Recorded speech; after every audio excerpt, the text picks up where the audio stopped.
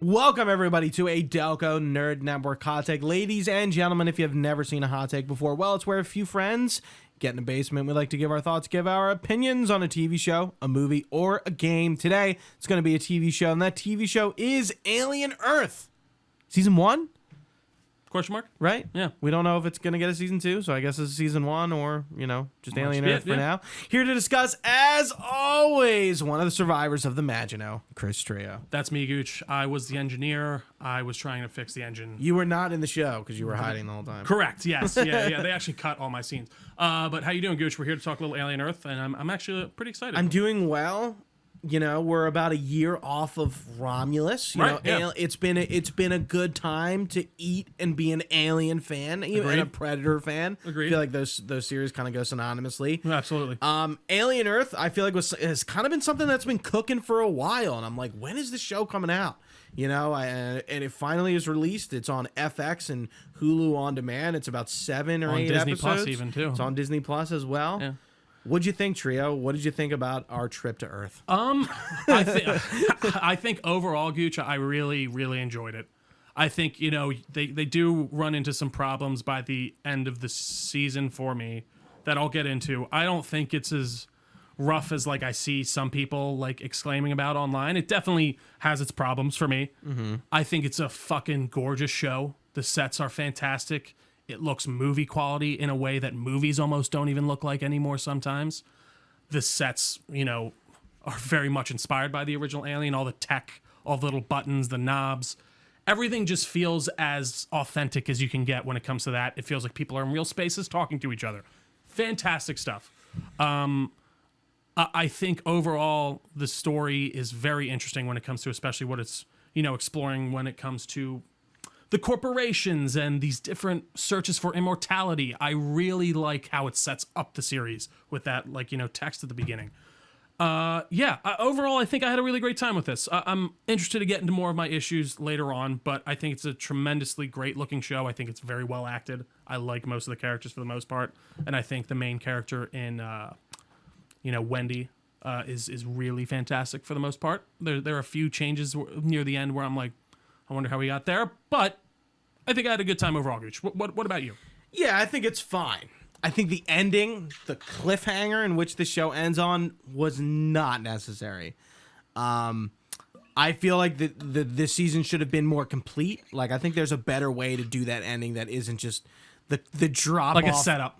Yeah, the you're on the top of a cliff and just jumping off, because that's really what it felt like. It's we don't even have a season 2, but they're very much alluding to the fact that there's more coming. It doesn't feel super complete. So obviously they walked into this sort of knowing that, I guess. Yeah, for sure. But also I think the episode length, huge issue. I feel like some episodes were ending way too early. I'm like, we're done? How long were they? I didn't notice at all. The first 2 episodes are pretty long. That's what I thought. They're 58. Most of the episodes are 30 to 50 minutes, mostly in the late 30s to early 40s range. Right. So the first 2 are... Gooch, you're wrong. I'm wrong? Yeah, so I thought so, because they're first 2 are hour. Yeah. Third one's 54 minutes. Fourth one's 58 minutes. Fifth one's an hour and 4 minutes. Sixth one's 57 minutes. The shortest one are the last 2. 44 minutes and 47 minutes. Maybe I felt like those last 2... Okay, it's probably recency bias. No, it's those last 2 though. Episodes, I really feel like I'm like, oh, we're done? Right. We're done? I think the last one specifically for me felt that way. For sure. Yeah, okay. So, but this show, the first 2 episodes, it's very classically Alien, very action-packed.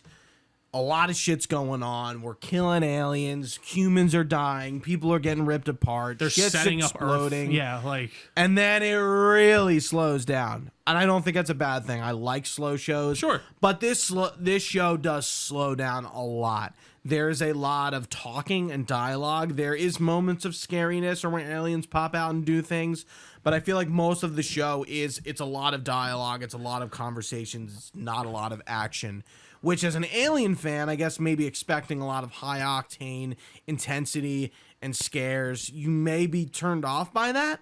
Sure. There's a pretty deep story arc going on between these new beings known as hybrids, which are essentially human brain and synth body combined into one. You know, our main character Wendy is one of those, or Marcy becomes Wendy. Yep. And you know, there's this framing of the fact that Boy Cavalier is sort of like Peter Pan and Neverland and the Lost Boys, and there's a lot of metaphor in that if you're a big Peter Pan fan and you kind of know those stories and you know what kind of goes on, not the Disney stuff, right, but the actual source material, which I like. And I don't really understand it all, but you know, I'm like, oh, there's, you know, like when, you know, they talk about like Wendy growing up and then him coming back for Jane, who's her daughter. And there's a lot of philosophy going on, which I kind of appreciate. And they're exploring these ideas of AI and, you know, what makes a human. And are you Alien really, has always been that. Is Wendy still,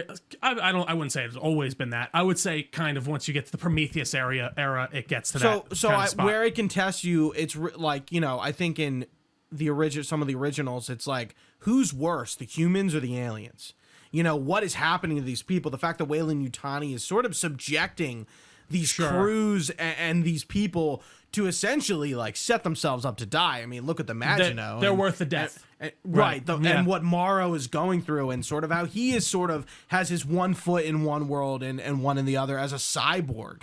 You know, no, for sure. You can see like what he did. You know, he says in the last episode, like, what I did has consequences. And like, and, you know, I think when he says to Hermit about, like, you know, what you were willing to give up, and he's like, everything. And he's like, you don't even know what everything is. Right. Like, you've no idea. Yeah. I've given that up. I gave up my daughter, my family, my friends. I went on this crew. I have a cyborg arm. Like, it's like, you know, I'm like he's like a shell of his and former people self. seem to, like, look down on cyborgs. So, yeah, again, I like that whole setup of, like, there are 3 searches for immortality currently. You know, synthetics, obviously. The xenomorphs. Well, no, it's the cyborgs, the synthetics, and then the new thing that Boy Cavalier is just introducing, which is the hybrid, and which Prodigy, which we've never heard of. I Right. mean, Weyland and Yutani we know about, and there's some other companies, but like I kind of like this exploration of the alien world and what's going on and what's going on Earth. Well, and you get in, there is no mention of government whatsoever. It's only the corpse, the megacorps, who very have basically cyberpunk kind of world, have taken over all governmental aspects, and they are basically the nations at this point. And I think there are a lot of interesting elements. And then even Boy Cavalier talking about, you know, how he wants to just create someone that's interesting to talk to in a weird way. Yeah, like I don't know. That's his goal. That's his goal. And like, it's so I think the guy playing him, by the way, is really fantastic. And he plays it super well. And I agree, childish in a way that works.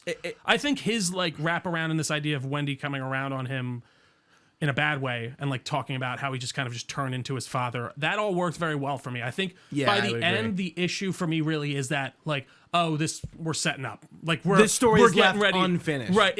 There's still like a few more chapters here. There are some tie-offs of like, you know, threads and things like that, which I appreciate. But for the most part, it is like, get ready. And that does kind of frustrate me. But I do like this idea of, and I think you're right, I never thought about that of like, in the original Alien, are the humans worse or the aliens really just as bad? This does feel more like an idea of like Wendy is trying to discover what she is. She isn't Marcy anymore, right? Was her name? Like yes. She even I feel like that moment where she finds her grave is a very like that was fucked. And that's almost a moment for her brother to accept that she is gone. Marcy is dead. Is dead. Here is her body. Right. Yeah. Wendy is not Marcy. And I like how like at first but she it's kind like, of is. Yeah. Oh, we're shifting your brain over into this new body, so it's you, but it's really not. It's a copy. I was gonna say it's the classic Soma. It's not a transference. It's you're copying and pasting. So you're still killing that person. And you know, at beginning of this, I'm like, oh, I'm just waiting for this to go off the rails or some weird sexual thing to happen.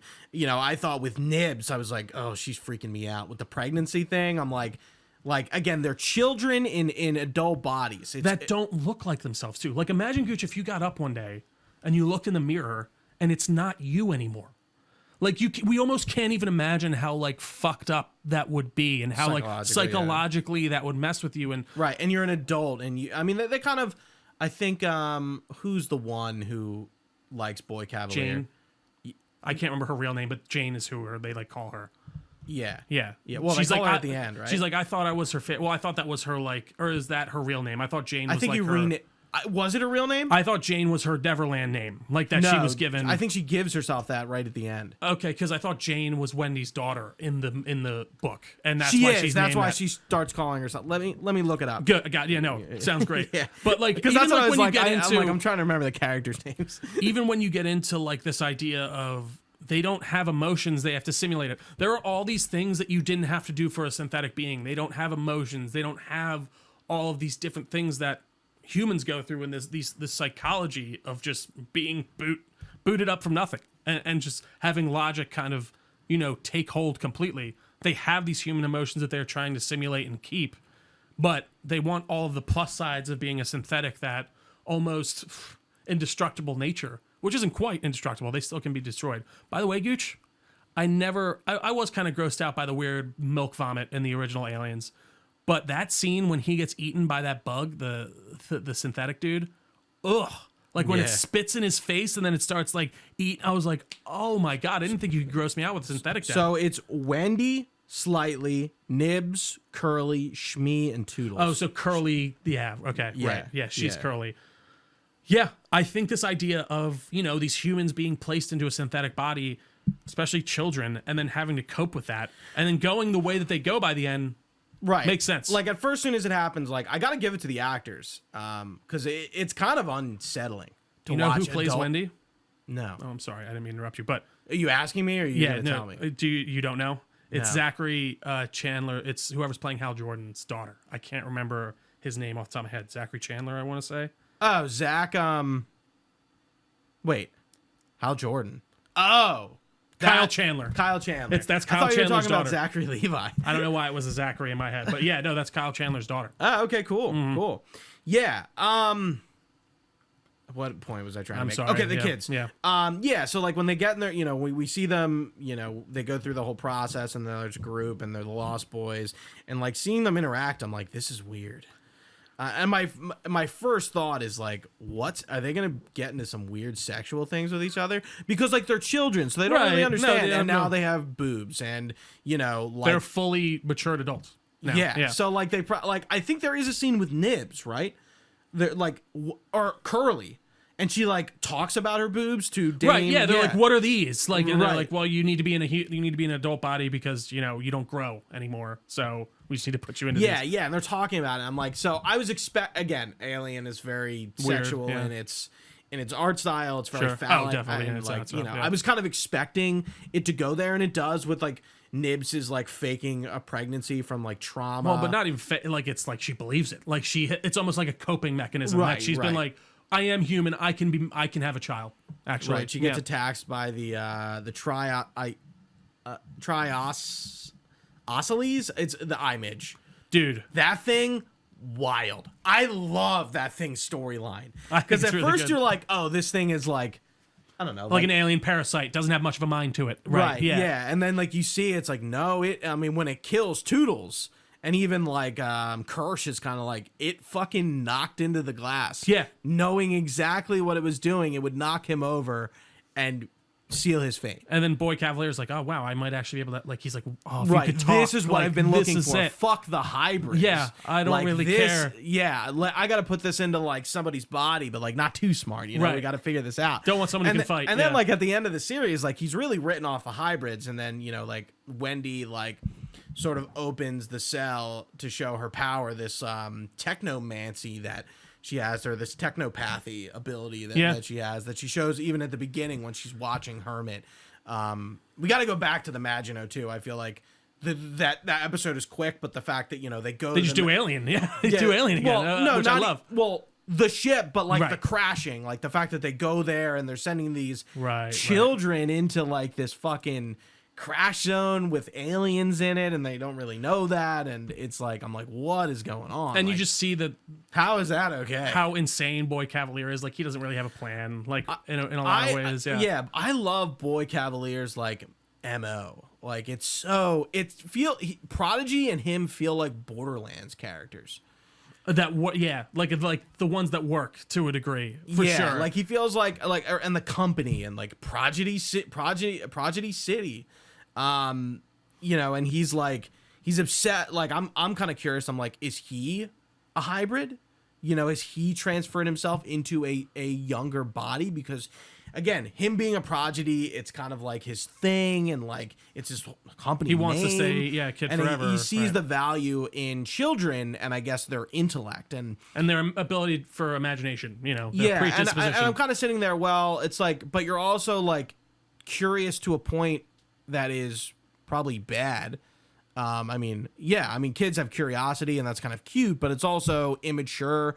It's also probably bad in the end for them. They don't quite understand emotions and, how you would act in a mature way. So it's kind of like a double-edged sword. It's like, sure, I kind of get what you're saying.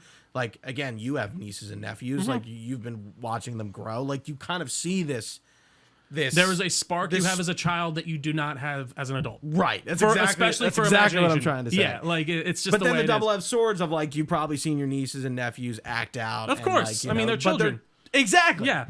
Especially, and I think that's why he goes for the kids that are like 10 to 12 because, you're more emotionally mature to a degree. But you're not a teen. You understand things, and I think you can grow at maybe a quicker rate, mentally. But no, I think he is a very just well-played character. That actor, his little like inconsistencies and oddities, it's really well done. It really is. What do you before we maybe head back to the Maginot and Morrow and the rest of that crew? What do you think of Kirsch? We haven't talked about him. He's our synth. Dude, Timothy Oliphant, whatever you want to say. Elephant. He is truly like I think one of the more slept on actors of like that generation. I don't think I've seen him enough. Like I don't. He's so good whenever he's in any. He's in Hitman. He plays Agent 47 at a certain point. I'll Google it and I'm like, that's so weird. Isn't it so weird? like I think he's fantastic. Whatever was fantastic in Boba Fett. Like I want more of him. The first thing I really like knew who he was. He was in Once Upon a Time in Hollywood too. He's like in the. Remember, he's in the with Leo. In the old cowboy scene, he plays the sheriff in that. Oh, yeah. Oh, okay. Cool. So, I mean, he's really fantastic. I think he plays the droid well. Obviously, he's very serious and logical, and I like the way he even interacts with Boy. I think it all works very well. Yeah, their relationship is interesting because like awesome. they're like kind of bickering with each other, and like they never really seem to get along. But like there is like a respect between them, but like also really not. But it's also like he has to respect him because he's his android, right? It's weird. Yeah. I did not call that old dude being an android until like the second before the reveal. Yeah, like I was like, oh, he's definitely a fucking android with her because he just throws her away. Yeah. I think for the most part, when it comes to like reveals, there wasn't anything super out of left field. Right. How do you know there's aliens? We know it's gonna happen. I like the idea of exploring these different like parasitic things, like that thing that eats the robot. And the flora and fauna, the way they were willing to. Okay, it's not just xenomorphs. It's like some other crazy like shit. God knows what you're running into out there, dude. When we're on the Maginot and there's that doctor eating the sandwich near this fucking thing. And, oh my! It's like, what are you doing? Yeah, like why are you eating lunch in there? Get the fuck out of there! There are some good tense moments. You're an idiot. Yeah, the whole crew does kind of feel pretty stupid. Well, and I feel like I don't get that feeling with like the original Aliens that the crew was just like nonsensical. I heard a theory that maybe Weyland-Yutani did that on purpose. I'm like, that's possible. I mean, I feel like that starts to really come into play, like into Prometheus with me, like when they're taking off their helmets on like planets and like touching weird snake, breathing all this shit. Like, we can. Oh, guys, air's breathable. Like, no, what else is there? Like, I don't know. I think even in like Covenant, that whole ship scene, if you put like clown music on the back of it, it plays like a comedy scene. Like I don't know. There is some stupidity. I don't feel like it stood out to me as bad, like in this. Just because, like, but those moments shit for gets sure. Fucked so hard, like, so really quickly. Does. I mean, we do kind of shift. It's the one episode. I think it's like episode 4 or 5 right. that we're just like we're leaving the plot behind. We're going back. We're showing you what happened. And I love how the first episode they start with the scene of them eating and getting out of cryostasis, and here's the android alien. Doctor, and it's Alien 1, right? But then we quick cut. The Maginot crashes, and we don't get the behind the scenes. We know Morrow is the only survivor. Yeah. We know mostly everyone dies. especially that second in command, the girl who becomes the commanding officer. Like she gets killed, but like everyone else obviously is dead. We just don't know. What's up with their weird synth too? He's like watching the girl See, while he sleeps and all that. I think that's supposed to set up that he is the reason this shit goes down, but it's not. It's Boy Cavalier getting in the ear of some dude who goes traitor on Wayland. Right. Interesting. Or Yutani, or whatever you want to fucking call them. They are. Yeah, they're both. I think. Right, but like the Yutani, you only see Yutani really for the most part. In that. Right, is she like controlling Wayland Yutani from Yeah, I would assume Wayland and like they're when both doing when they say Yutani, are they talking about her? Or are they talking about the company? I think they're talking about the company. Maybe they're talking about her. Like Yutani's going to come for this. It could be either. Honestly. Right. Yeah. They both I didn't just think about this until I just that's funny. said it. Yeah, I wouldn't have considered it either.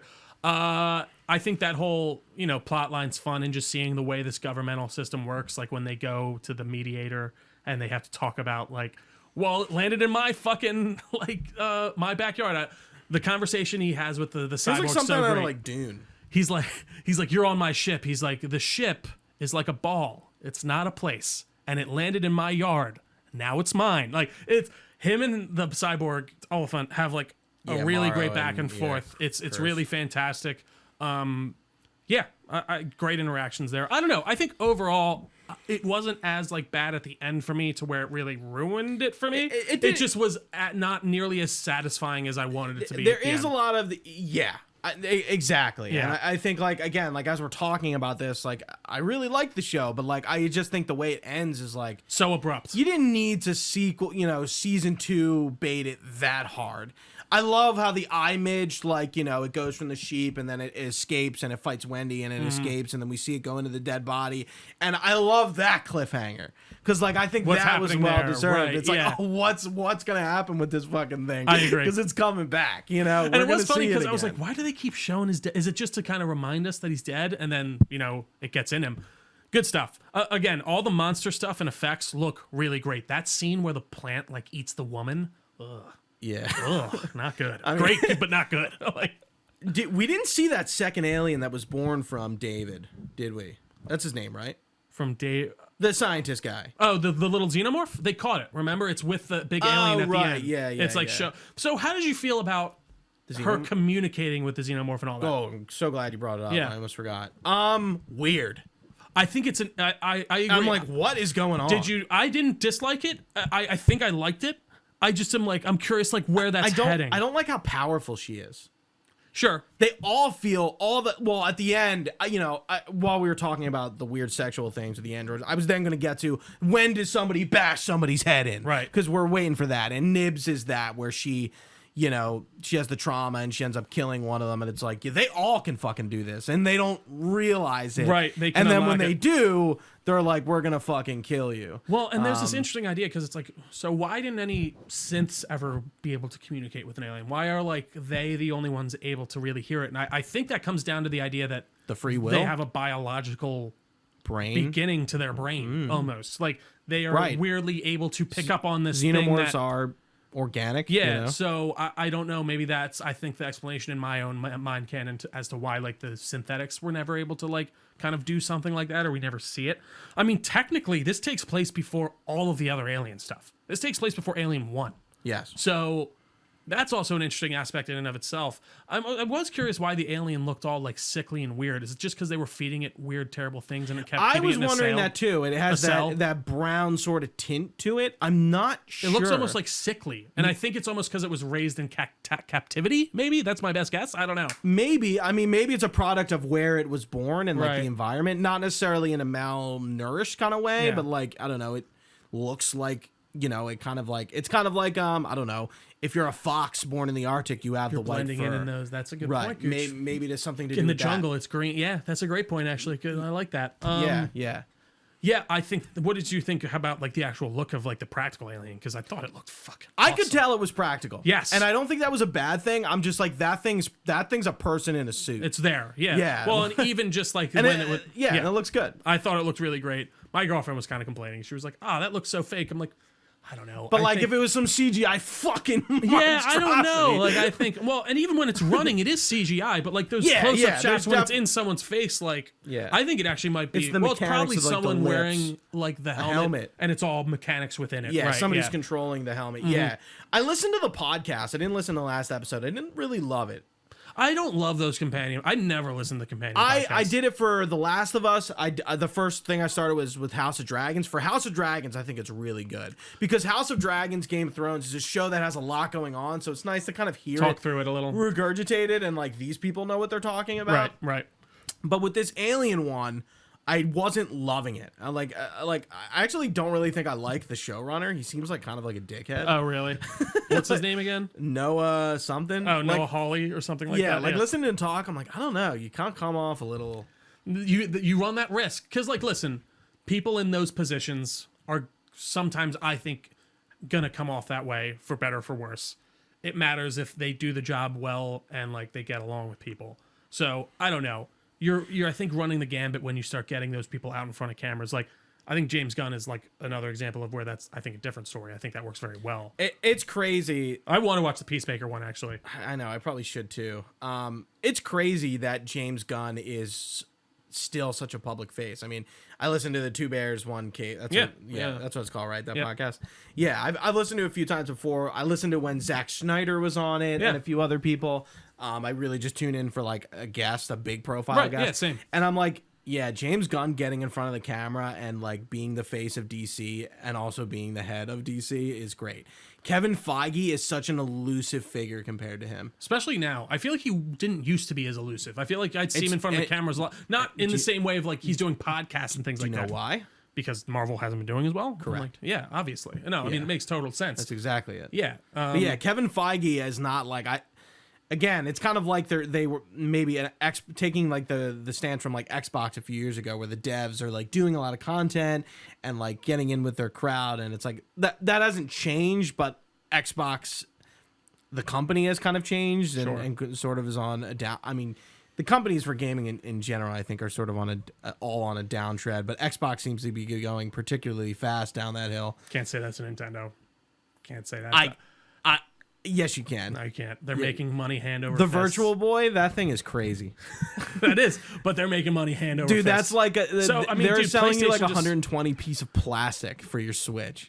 But people buy it. Yeah, That's the thing. Like they're doing. Anyway, yeah, I found the podcast like not great, kind of insightful, but not really. You know, Sure, yeah. Maybe it's just the IP. Like I'd much rather hear about the IP in the world, not like the actors talking about the world. Right.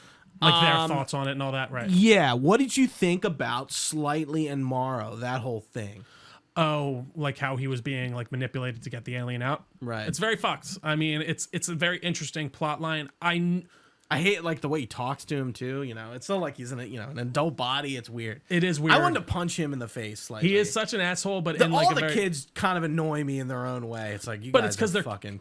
and it's because they're kids. You know, Right. like they're acting It's like annoying immaturity, 10-year-olds. And yeah. yeah, I think that it works very well. And I don't know. I think this whole plot line of like, you know, he just wishes he could see his family too. And then now it's being taken advantage of by an adult. They're all just being taken advantage of by different arrays of adults to a degree. And then that's why they just, at the end, they're like, fuck all of you. Like, this is insane. You just are using us to your own ends. Yeah. And I think Morrow in and of himself is a very like interesting character and like what he has to deal with. And again, like people don't seem to like cyborgs. That like I don't know. I feel like every time they bring up that he's a cyborg, it's kind of like fucking piece of shit. The board. I don't know. I think that's an interesting element in and of itself. But What? I think the children are appropriately annoying. I will just Yeah. finish that What'd you off think with. about Hermit? Which one's Herman again? His her brother. Oh right. Well, that's yeah. his last name. What's his first name? Joe. Joe. Yeah. I think his journey of again accepting that like, oh my sister is dead. I think actually like I have this facsimile of her who isn't quite her, and she's he even jumps realizing between it. her names a few times. If you didn't notice, He does, and I think that's when he's starting to kind of come to terms with it. that. And I think he's also at one point he's talking to Wendy. At one point he's talking to Marcy. Right, like in his own. Yeah, I see what in you're his saying. Like he own, kind like, of recognizes subconscious. that. Yeah. That's interesting for sure. Anything else? I'm trying to think. I'm excited to see where it goes. Again, it has not been renewed for a season 2, but the way it ends, I guess we're gonna get a season 2. It's definitely set up for one. So we'll see where it goes. I really enjoyed the show, though. I did too. I think I'm going to need a little bit more action. I don't think every season of the show can be this super slow, and I couldn't imagine it's going to be. I feel like the circumstances for season 1 sort of allow for that slowness, Right. and it's a lot of build up to sort of the breakout, or the breaking of the fantasy of Neverland. Right. And now, we're definitely going to be going beyond this island, and as to what's going to happen, I don't know, but I'm interested to see. I think this was a cool endeavor. Alien has been around for like 80 years. We've seen a lot of Alien movies. We've seen a lot of Alien games, rides, all sorts of things. This is the first Alien show we've ever gotten. Yeah. And I think I don't think it's as, like, I think people are a bit negative just on the end. Like, it does kind of like go down towards the end. Those last 2 episodes are a bit iffy. But I think the package as a whole, Alien Earth, is good. I completely agree, Gooch. It's some of the best eye candy in a show or movie that I've seen in a while. I just can appreciate someone who's going to go super in depth and really try and recreate to a T what we're seeing. And it was cool actually to see, because I feel like the Nostromo is supposed to be an older ship. I feel like they even mentioned that in the show. You see some newer looking technology in this that seems a bit nicer, but it still very much like fits within the Alien scope of things. Neverland, I feel like it seems to be like more technologically advanced Definitely. than the Nostromo or even the Maginot. And it was funny to me because I saw her using the touchscreen. I'm like, no, this universe doesn't have touchscreen. touch. But that's the thing. There isn't a touchscreen. It's her because of her like technopath powers. She's like Marcy. manipulating things on the screen. I'm Wendy. like, that works. That's fine. But no touchscreens in the Alien universe for me. I don't know why. Yeah, it like just doesn't feel when they're correct. having that phone call, Prodigy to Boy. They call him Boy. They start calling him Boy K. Yeah. And they do in the podcast. I think that is literally something from behind the scenes that they like. I think it's strange that they're calling him Boy K. Sure. And I think it's like what they, like it's like a shortened version they used behind the scenes that they brought over into, like, they don't confirm that, but I have a funny feeling that it's like, oh, instead of saying Boy Cavalier, they just say Boy K. And then that kind of like, is it like the kids saying that, or who is saying it? I don't even like remember behind the hearing it. scenes when they're talking about the characters and they're Right, like, but when are they saying that in the show? the last episode they call him Boy K. Like the kids are calling him that? Yes. Well, that makes once or twice. That makes sense to me because they're children and now they're looking down. Like, I'm not gonna say your full name now, or I'm just gonna call you Boy K. I don't know. It doesn't. I think narratively that makes sense to me. Okay. But that's fair. Yeah. Anything else? Nope.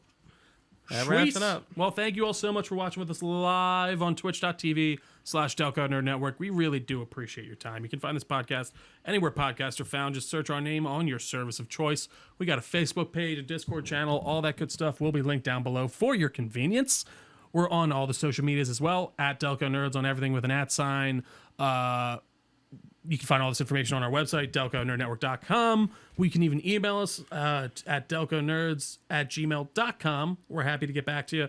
And if you guys can like, comment, share, subscribe, we really do appreciate it. Helps with the old algorithmic gods here on the YouTubes and Spotifys and such.